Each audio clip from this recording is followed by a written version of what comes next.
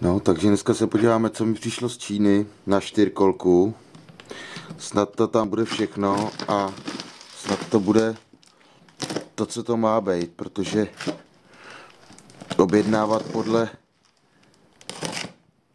podle toho, že si myslím, že to je asi ono, je docela těžký, no, to je jedno. Takže podíváme se, co tady je. Takže jsem si objednal co? Náhradní světla, nebo spíš světla. Vypadá, že jsem se trefil.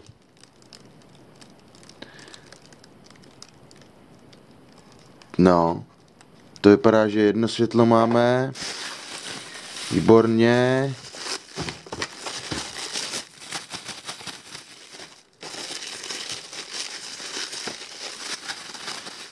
Hergot, pojď.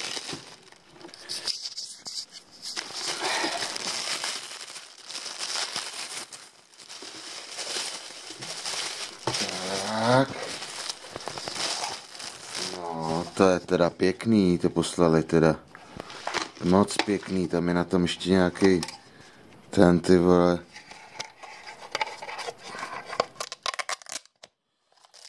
No. Ještě na tom folie.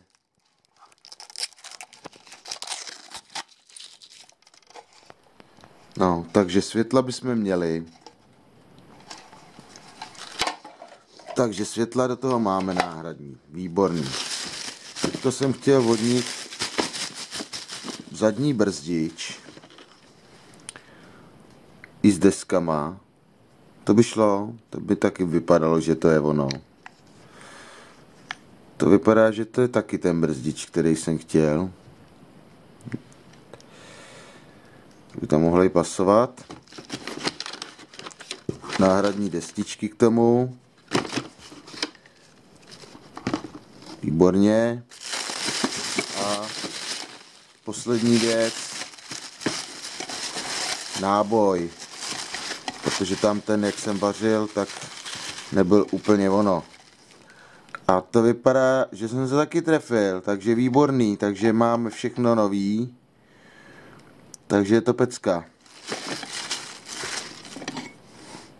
Máme i nový pakny, brzdy, výborný. Výborný. Takže super. Já jsem spokojený. Přišlo přesně to, co jsem potřeboval. Takže nová brzda, zadní brzdič a světla. Takže to je paráda. Takhle jsem to přesně potřeboval. To je vončo. No. Takže to je k tomu dneska všechno. Tady k tomu rozbalování. A já to tam půjdu asi naházet nebo vyzkoušet, jak to tam pasuje. No, takže co já tady teďko vymýšlím? Mám tady zadní nápravu na té 4kolce a jak mi přišly ta brzdová čelist, tak na díry mi to pasuje, to funguje, ale má to jiný rozteče, to znamená, že já tady teďko vymýšlím, jak to tam přidělám, protože musím ty štefty zkrátit, to znamená, že já tady teďko vymýšlím, jak to udělat, aby to bylo co nejpřesnější.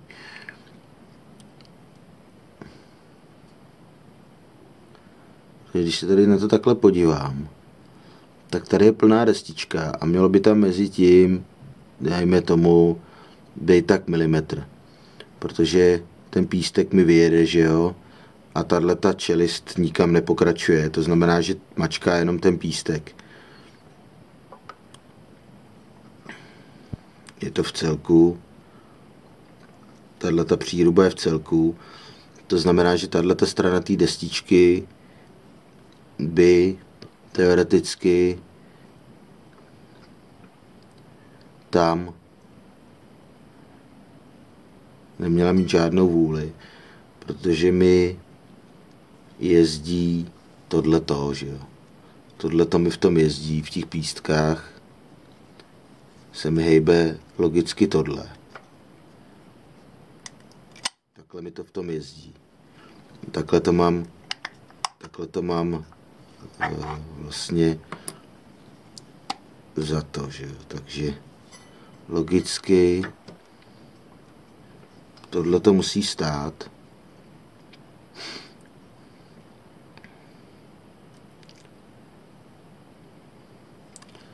Takže když se takhle vemu, tak aby to bylo funkční, tak dejme tomu tady milimetr, takže to budu muset zkrátit o tu sílu toho materiálu. Takže asi sem vemu nějakou tužku,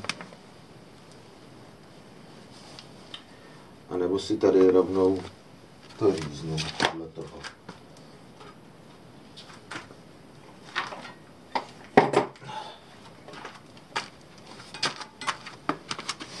To znamená, já si tady připravím tohleto, vím, že to bude takhle, že tady bude milimetr místo, tohleto mi pojede sem.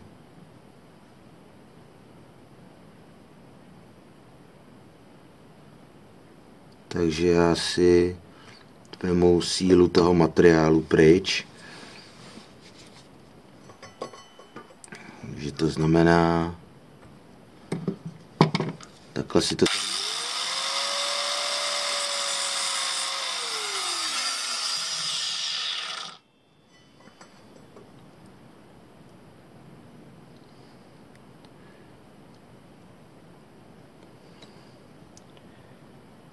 Klidně to můžu vzít ještě o 2 mm tam.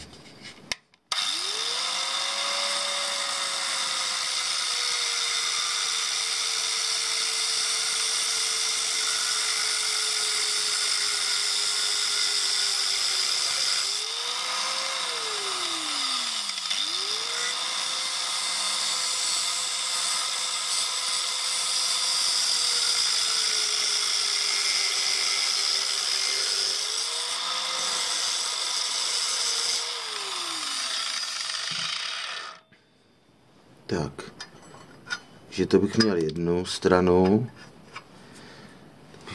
stranu, která tam přijde takhle přišroubovat. A ještě udělám druhou stranu. Tak, to je, tak aby to bylo rovně. Což se mi teďka bude dost blbě dělat. Ale dejme tomu, že mi to tam opíše.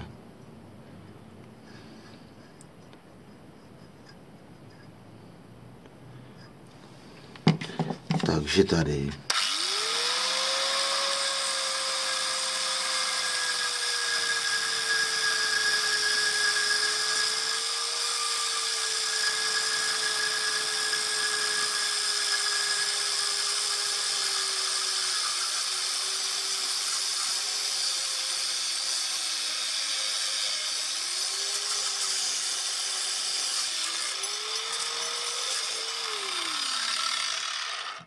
Je problém s tím, že mi to nechce se uříznout. Protože mám krátký kotouč, takže si musím mít pro delší kotouč. No, takže jsem to doříznul. A takhle to tam přijde nasadit. To znamená, že takhle mezi to. Takže mi teďko vypadly ty destičky, takže je tam musím nandat. Takže to dám třeba takhle. Zjistím, jak tam ta destička má být. Možná, že ji touhle destičkou tam takhle srovnám. Tak. Takhle.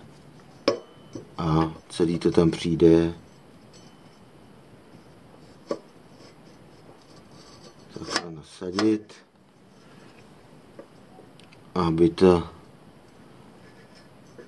bylo tak. Tak, teďka seženu nějaký šroubky, které tam půjdou. Znamená, to bude chtít nějaký imbusy.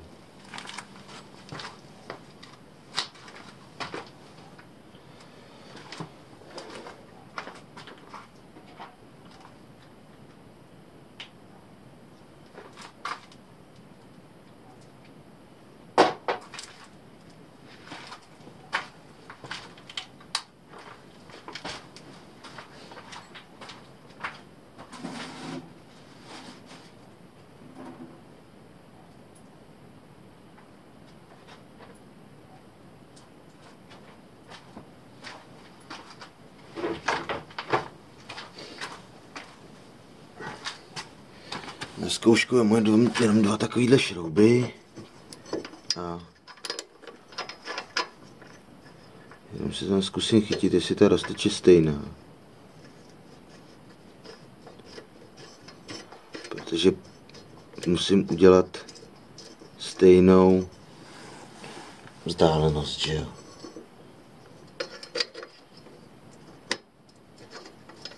Jo.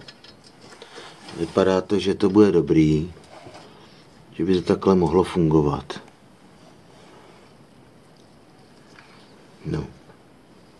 To znamená, že já teďka musím zjistit, jak ten šroub bude dlouhý.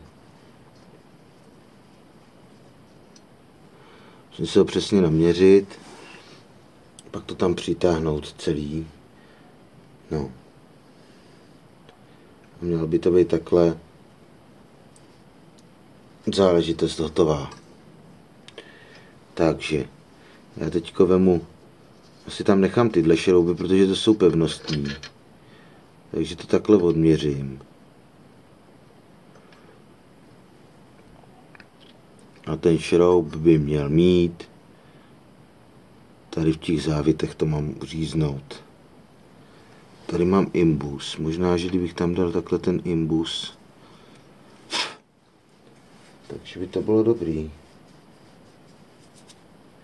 A nebo tam dám tyhle imbusy. To by mohlo být lepší. Tam takhle imbusy. Jo, dobrý. Takže kamera to přežila. To se ulomil se ten, no, nevadí. Ulomil se mi držák. No, takže takhle to tam přijde. Takhle to tam přijde. A bude mít nový brzdič. No, takže já to utáhnu.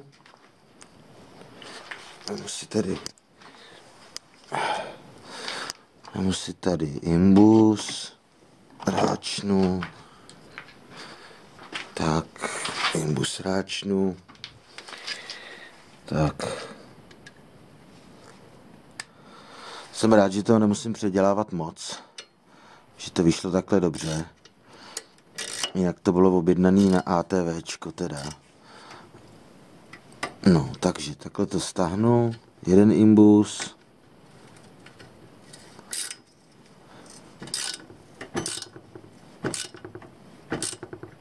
Druhý imbus. No. To mi jezdí. A mělo by to i fungovat. Mělo by se to potom takhle pohybovat. Tak. Takže to bych měl. Ještě vyzkouším, jestli mi pasuje ten přívod. Někdo mi volá. Takže já to přeruším. No, takže takhle máme tu hadici na ten přívod té brzdy. A teďko potřebuji vyzkoušet, jestli mi ten šroub tam sedí, což bez problémů sedí. Takže zadní brzdu mám vyřešenou. Přijde tam prostě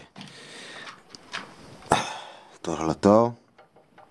Napojit hadičku a mělo by to být v richtiku. Ještě se podívám, jak je tam ten závit hluboko, jestli to tam vyjde, ale To si myslím, že by neměl být problém. No, to nebude problém. No, takže zadní brzdič mám vymyšlený, hotovej. Myslím si, že to bude dobrý. Takhle. Tady by neměl být žádný problém, je to primitivní záležitost. No, takže je to. Takže další kousek zase hotový dneska a můžeme jí pokračovat na další věci.